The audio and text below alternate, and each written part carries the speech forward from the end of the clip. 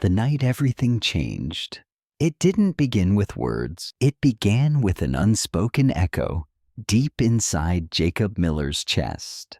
"My dad wants to see you." Those words clung to him from the moment he opened his eyes. A phantom weight, heavier than anything he could carry with his hands. In his small rented house in Columbus, the familiar creak of the wooden floors, the thin walls that still hummed with memories of a life broken and slowly pieced back together. Everything suddenly felt so fragile. Jacob was a single father now.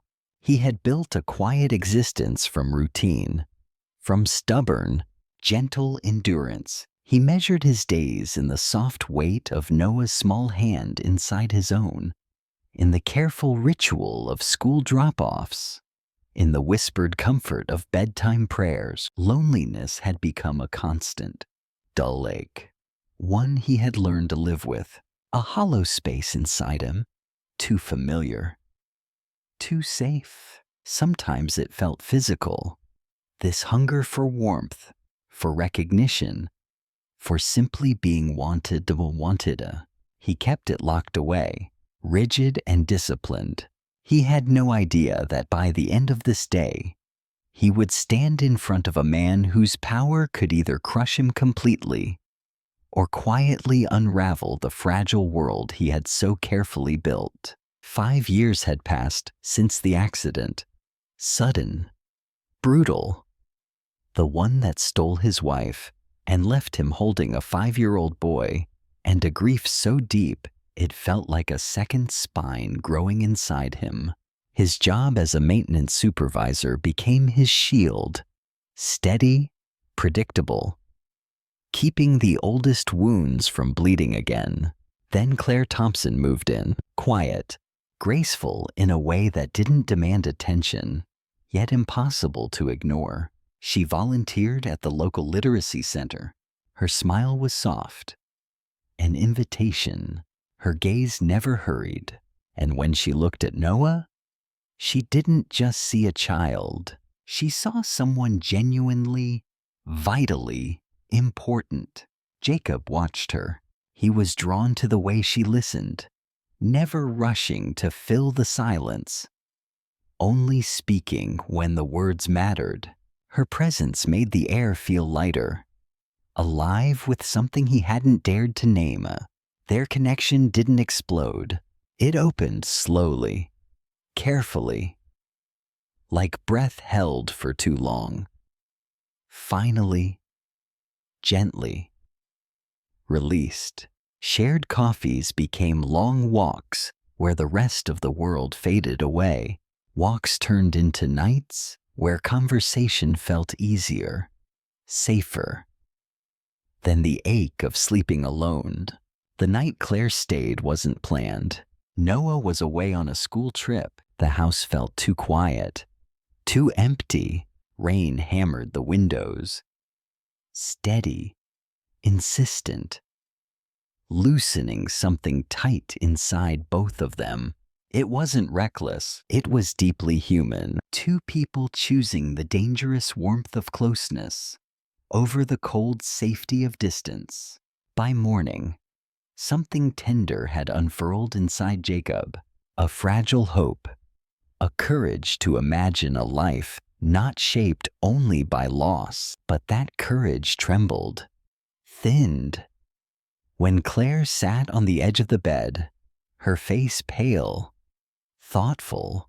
"My father wants to meet you." The words landed softly, yet they struck like stones. Claire's father wasn't just wealthy.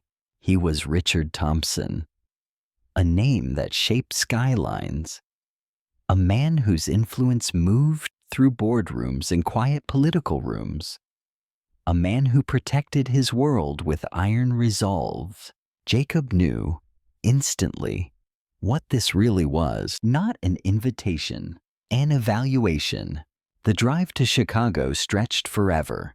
He wore a borrowed suit that pulled too tight across the shoulders. He rehearsed his life in his head, reducing it to the most presentable pieces. He thought of Noah, of the father he wanted to be, Steady, kind.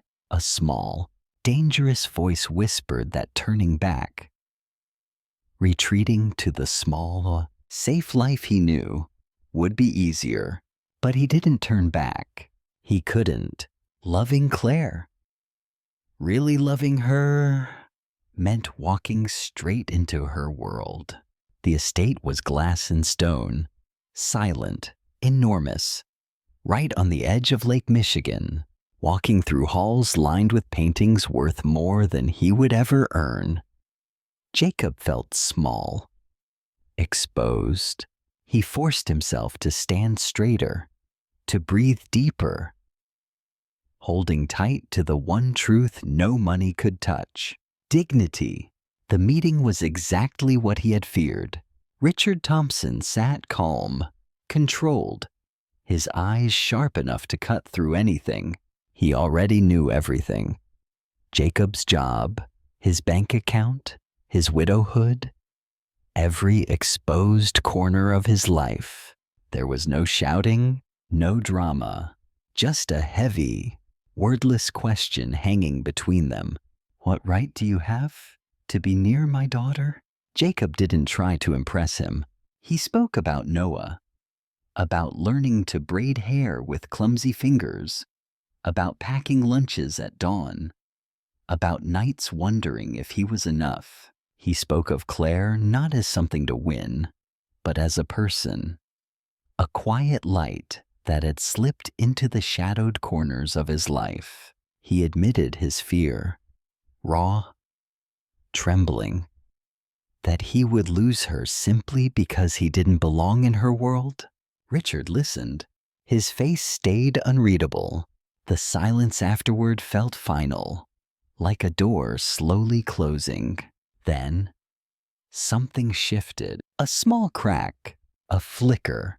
Richard saw not a man reaching for something he couldn't have, but a man who had been broken by life and had still chosen gentleness. He spoke quietly, almost reluctantly, of his own childhood in poverty, of losing his wife too young, of how power had become the only shield he trusted. Meeting Jacob hadn't made him comfortable, but it had made him remember.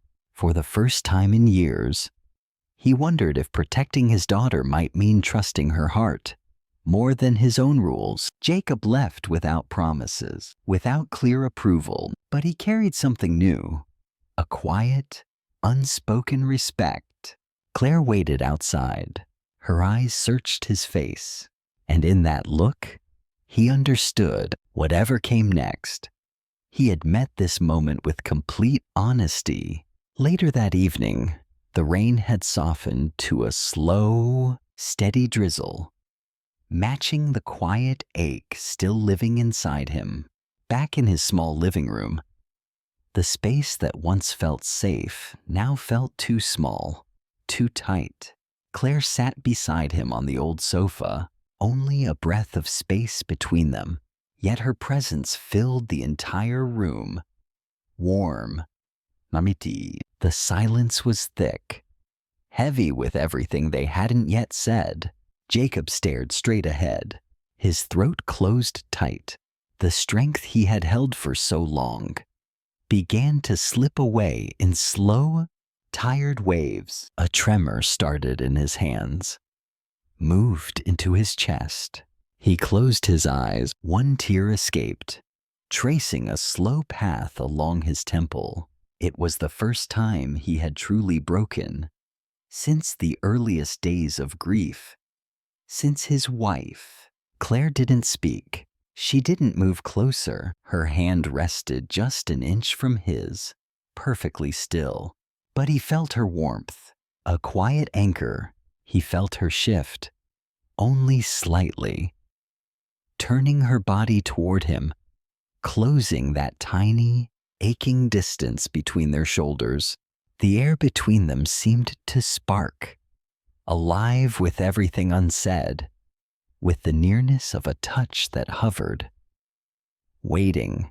His loneliness, that old, physical hunger, reached for her. He wanted her skin against his, just the simple comfort of it. But her stillness, the choice not to reach, felt even more intimate. A shared breath, a mutual understanding, born in fear and in trust. He swallowed hard. The knot in his throat remained, but for the first time in years, the solitude that had crushed him softened, replaced by the sharp, almost painful awareness of how close she was, of how deeply he was seen. Days later, the sky burned orange and violet as the sun sank behind the trees, brushing the lake with bruised, beautiful color. They stood at the edge of the apartment complex, near the low iron fence that separated his small world from everything else. Claire had to leave for a few days. A conference. The coming separation already felt like a wide, empty space. Neither of them crossed the fence. They stood on opposite sides, faces lit by the dying light, their eyes locked, deep, heavy, then drifted to each other's mouths.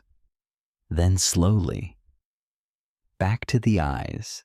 The air hummed, full of words they couldn't quite speak, questions without answers. Longing pressed dangerously close to the surface.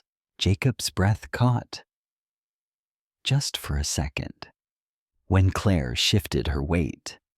The soft curve of her hip, the graceful line of her neck, pulling his gaze. He wanted to reach across, to pull her over the fence, to bury his face in her hair and simply hold on. The desire burned low and steady beneath his skin. Urgent, barely contained. Claire's fingers brushed the cold iron. The smallest movement, Jacob felt it like electricity, as though her touch had somehow reached his own hand through the metal. Her lips parted. A word almost formed, then disappeared again.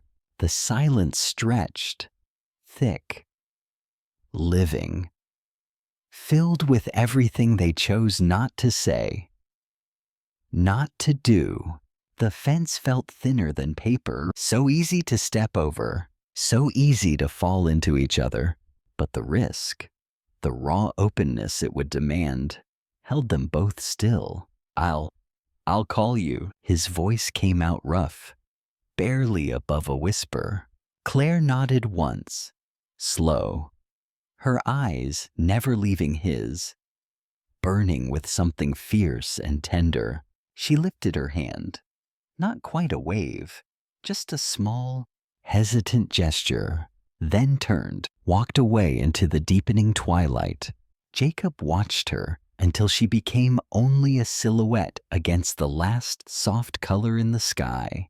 The ache in his chest, sharp, alive, proof of how close they had come. The night that began with a whispered summons, with fear of judgment, didn't end in rejection. It ended in something deeper, a painful, beautiful understanding of how close they had stood to the edge of their own walls, of how terrifying and how exhilarating it was to choose love when it meant risking everything. He stood alone again, but the loneliness felt different now. It carried the ghost of her warmth, the memory of her almost touch, and the clear, aching certainty of what his heart had always truly wanted.